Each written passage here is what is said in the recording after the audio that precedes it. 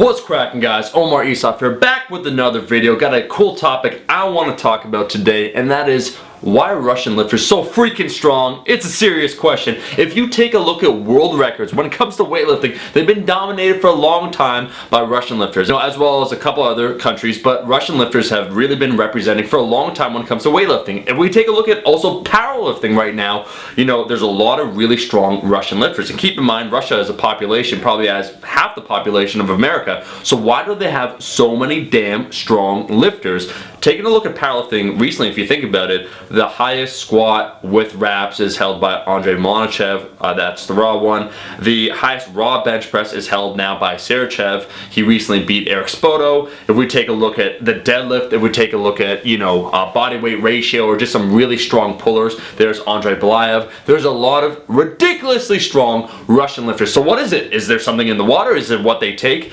I posted that video of Sarachev, and that kind of got the ball rolling for this video, where people said, oh man, well, what about untested? What about steroids? Man, if it's untested, it's a level playing field. Everyone has access to the same things. I think we got to go well beyond that and take a look at perhaps the greatest powerlifting coach of all time, Boris Shaiko, and what he has to say about it. He's a Russian strength coach, and when you think about it, my short answer, because I think we can learn something from this, even us mere mortals that just want to, get stronger, look good, be lean, pick up some heavy shit, we could take away some key points. And that is essentially, I feel that a lot of Russian lifters, or the methodology that they have, they've been training longer, harder, more intelligently in a lot of ways, and you do that over a period of years with the proper attitude, proper mentality, and that will produce results. Let's take a look at what I'm talking about. If we take a look at lifting, the Russians were the ones that really made it into science, right? They analyzed things. What does it mean when we talk about volume and intensity? How should a lifter train to peak for a meet,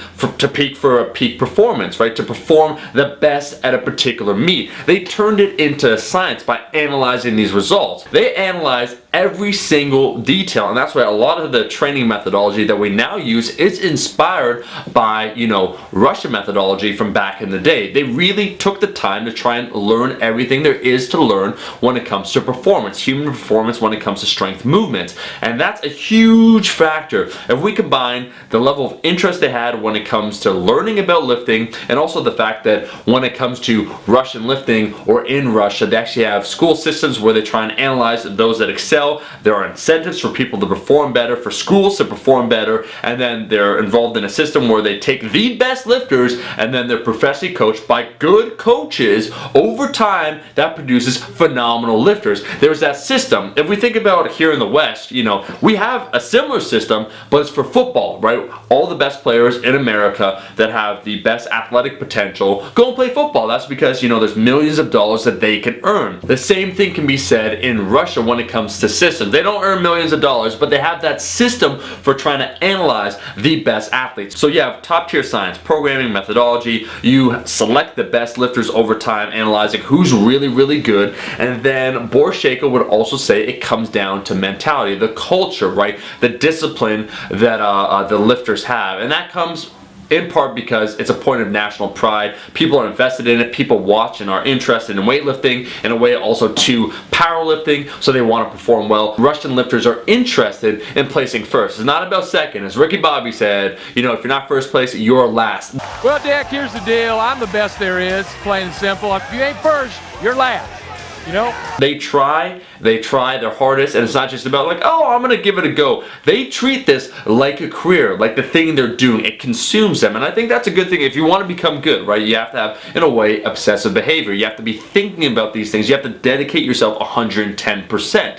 And so when it comes to, let's say, weightlifting, you could be compensated for lifting weights, and you could just focus 110%. You could apply yourself better. So if you are supported by the government, and Klokov says that has changed a bit, but if you're supported by your government where you can focus on lifting, you can really apply yourself, have top tier coaches that select you from a younger age, so you've been lifting longer, harder, more consistently in an intelligent way, with a hardcore mental attitude, dude, you're gonna dominate. If you think about it that way, it's actually rather an easy explanation. The same can be said when it comes to Chinese weightlifters. You know, recently in the last 20 years, the government took an interest in it. They selected a wide variety of good coaches. They got a huge population from which to select good athletes, and then they built it over time. That's why they're dominating also now when it comes to weightlifting. And if we learn about this, what we can really focus on is that if we look at Boris Sheiko and whatnot, they take programming, they take lifting very seriously. It's not just about, oh, I'm going to go in and see how it feels, right?